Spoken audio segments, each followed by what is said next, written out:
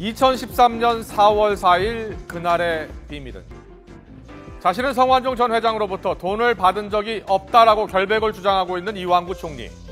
어제는 급기야 증거가 나온다면 자신의 목숨을 내놓겠다라는 초강수를 두기도 했죠.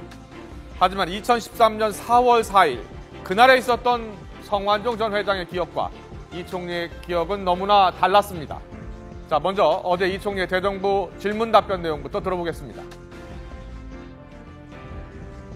어떠한 증거라도 만약 이완구가 망인으로부터 돈을 받은 증거가 나오면 제 목숨을 내놓겠습니다.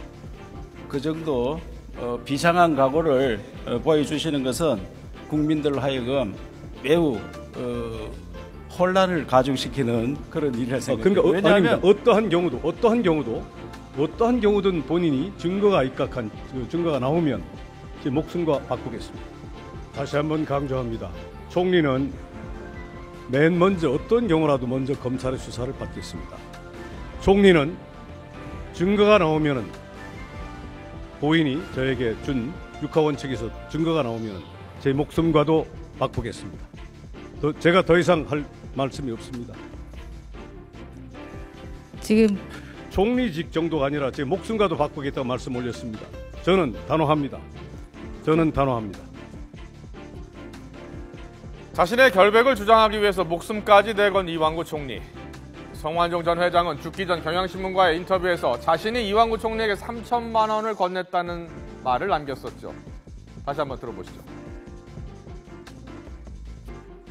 선거 사무소 거기 가서 가서 내가 한 한나절 정도 거기 있으면서 내가 이 양반한테도 한 3천만 원 주고 다 이렇게 인간적으로 인간관계를 형성을 해서 무슨 무슨 조건이 있고 그런 게 아니고 내가 참 이제 내 회사돈 빌려다가 이렇게 하고.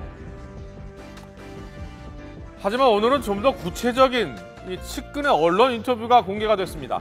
성 전 회장의 측근으로부터 이 3천만 원이 언제 어디서 어떻게 전달됐는지 구체적인 내용이 언론을 통해서 보도가 된 겁니다.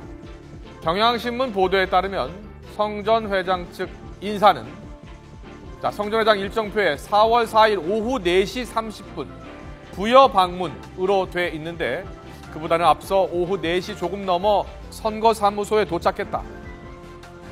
성 전 회장은 1시간 넘게 선거사무소에 들러 이 총리를 만났고 전체적으로는 2시간 정도 부여에 머물다 해지기 전에 떠났다.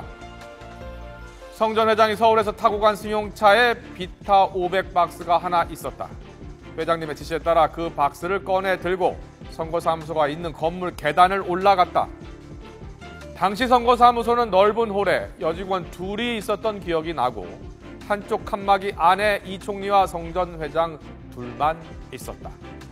또 회장 지시로 이 비타 500박스를 테이블에 놓고 나왔다라고 덧붙였습니다. 네, 성 전 회장의 최측근의 진술이라는 점을 이제 고려하더라도 내용이 매우 구체적이죠. 그의 말대로라면 성 전 회장이 당시 음료수 박스에 돈을 넣어서 측근과 함께 이완구 총리에게 전달했다는 뜻이 됩니다.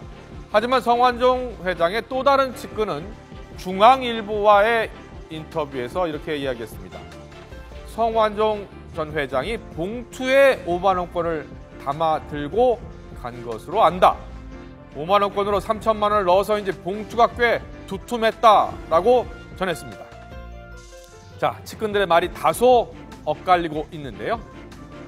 하지만 음료수 박스에 3천만 원을 넣었는지 봉투에 5만 원권으로 3천만 원을 넣었는지 전달의 방법은 다르지만 어쨌든 두 측근 모두 4월 4일 당시 이 3천만 원을 전달했다는 것은 공통된 내용입니다. 그렇다면 2013년 4월 4일 진술이 엇갈리는 이완구 총리와 성완종 전 회장 사이에서는 어떤 일이 있었던 걸까요? 먼저 이완구 총리는 2013년 4월 4일에 대해서 이렇게 기억하고 있습니다. 아닙니다. 왜냐하면 지금 설명을 드리지 않습니까? 수십 명의 기자분들이 첫날이니까 취재하러 오셨고 인터뷰를 하려고 수십 명이 오셨기 때문에 그거는 정황으로 볼 때 맞지 않는 일. 의원회관이나 밖에서 그런 만난 그런 것이 있는데 그 후에 작년에 아시다시피 제가 원내대표로 하지 않았습니까? 원내대표라고 하는 직책은 어떤 의원을 뭐 하루에도 여러 번 만나서 뭐 수십 번 만나는 거죠. 원내대표 신분으로서 본인의 어떤 선거법 문제, 지방선거 문제, 까지 순수한 개인적인 문제를 가지고 얘기를 그럴 관계는 그런 정도 속내를 토론하는 그런 관계는 아니었어요. 네, 측근의 말과는 달리 이완구 총리는 당시 성완종 전 회장과 독대를 하지 않았다고 말하고 있습니다. 또 후보 등록 첫날이라 기자들과 지지자들로 붐비는 공개된 장소에서 돈을 주고받을 수 있었겠느냐 하는 주장입니다. 당시 돈을 준 성완종 전 회장은 스스로 목숨을 끊은 상황입니다. 그리고 돈을 받은 것으로 의심되고 있는 이완구 총리는 절대 그러지 않았다라고 주장하고 있습니다. 이런 팽팽한 엇갈린 주장 속에 이 사건을 그럼 어떻게 풀어야 하는 걸까요?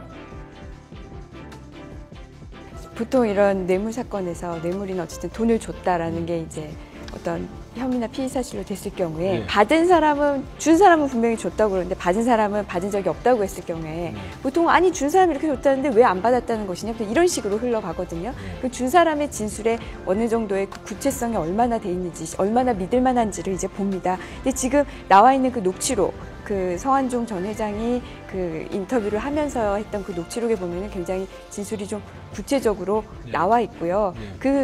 그리고 뭐 방법, 아까 말씀드린 시간, 장소, 방법이 구체적으로 나와 있는데 지금 이 상황에서 좀 더 이 성완종 전 회장의 그 진술을 뒷받침할 만한 다른 증거들, 뭐 같이 어떤 뭐 자금의 흐름을 보던지요. 그 시점에 어느 정도 돈이 인출됐는지와 그 다음에 그거를 뭐 본 사람들, 뭐 앞에 분명히 직원들도 있고 뭐 그랬다고 했거든요. 그런 그 시간, 장소, 방법에 대한 그 것들을 뒷받침해 줄 수 있는 다른 어떤 간접 사실 같은 게 나온다면은 글쎄요, 저는 어느 정도 또 입증도 되지 않을까라는 예상을 조심스럽게 해봅니다. 이완구 총리는 오늘 성완종 전 회장의 일방적인 메모와 녹취만으로 자신의 거취를 결정할 순 없다고 다시 한번 확고한 입장을 밝혔습니다. 경향신문은 오늘 검찰에게 성완종 전 회장의 녹취 파일 전부를 넘겼고 이제 공은 검찰로 넘어갔습니다. 자, 과연 검찰이 이 사건을 어떻게 풀어나갈지 검찰 수사 결과에 이목이 집중되고 있습니다.